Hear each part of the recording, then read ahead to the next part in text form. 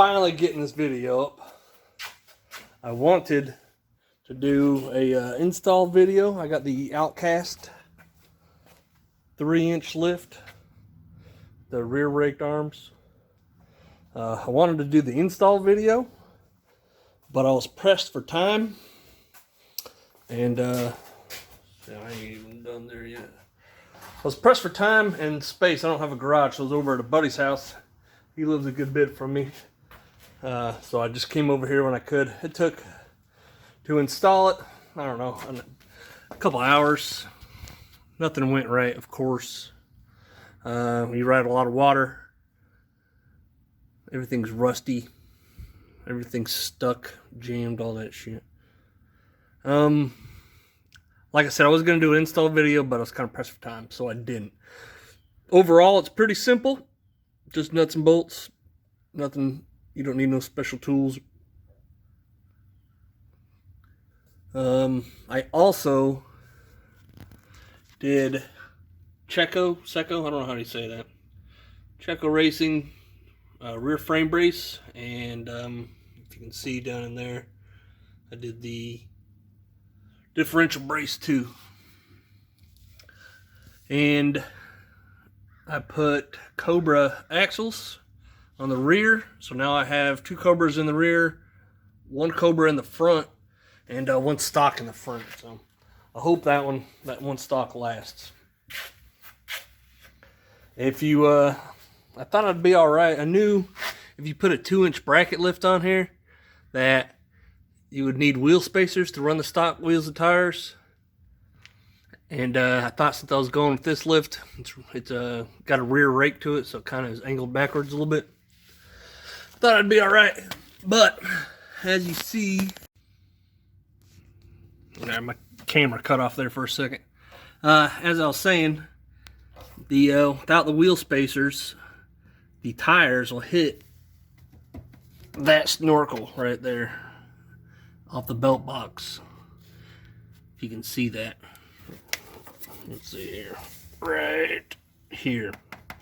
So you need, I would say, at least 1 inch to 1.5 inch. Let's see, try to focus. 1 inch to 1.5 inch wheel spacers. There you go. Also, when they designed this lift, I don't know if they had, I think they designed it with stock axles in mind, because these a little bit bigger axles, these Cobra axles, there's just a sliver of space between the axle and the shock. So we'll see how that works. I don't know if I can get it on camera, but it is hardly any space. Yeah, I can't really get it on camera. I can't get my camera back in there. Hardly any at all. It's easiest when you do this install just to leave everything loose and take your shocks. Go ahead and take them off, in the back especially. Makes everything a little bit easier. Put everything, make everything loose, then get it all installed, then tighten everything up. Makes it lots easier. While I did the frame brace and the diff seal, or diff brace, I had a diff seal I had to change out. I was going to make a video about that, but it's pretty easy. Just kind of scrape that out, take a pick, or I used an awl. You can take a pick or awl or scribe or whatever, and just pluck it out of there and put the new one in. I did that one, and then up here, that one's leaking too, so let's see here, right there. I gotta change that one out. Same way, just pluck it out and press a new one in there. Pretty easy.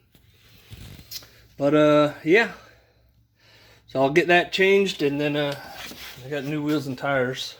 We'll get those mounted up too.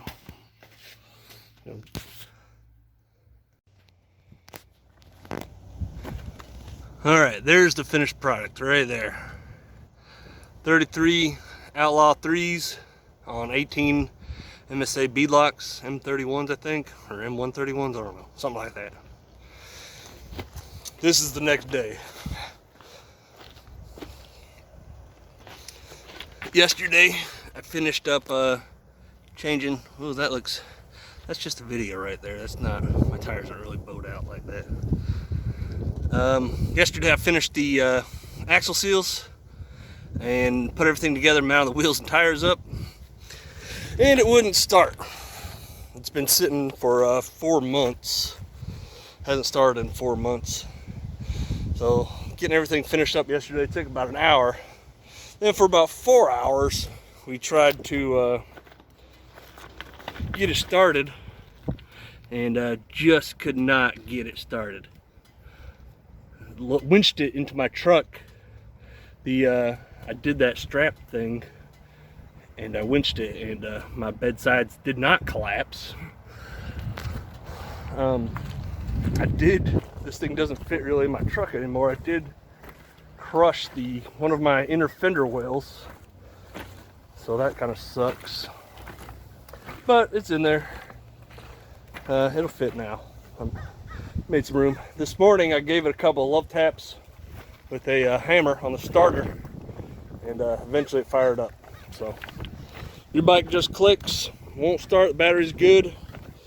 Give it a couple love taps with a hammer right on your starter, because they're not waterproof.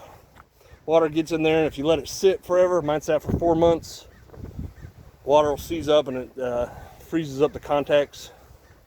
The springs that keep the contacts going, they kind of corrode a little, so I just knocked it loose. I was trying to start it and it fired right up. I don't really remember what I said in the last part of this video. It's the next day.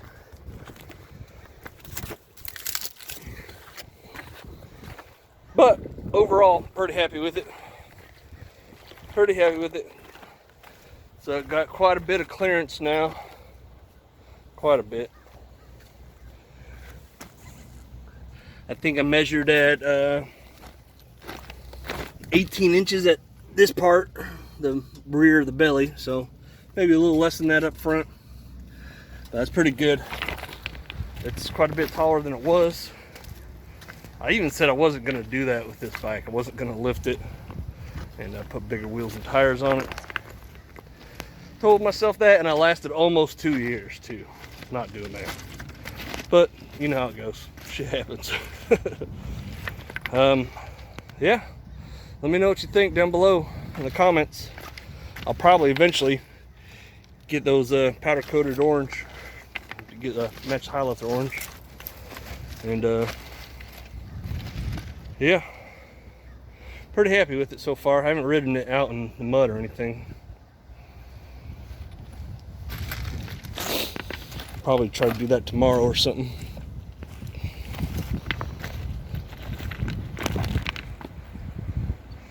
It's pretty badass. I like it. Tell me what you think down below. Anyways, thanks for watching.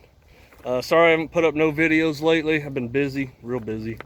I got a lot of major life things going on right now, and we'll have them going on for the next couple months at least. Oops. Finger just got in the way like an idiot. All right, like, share, subscribe, all that stuff. Tell me what you think. Ask me any questions you want to know.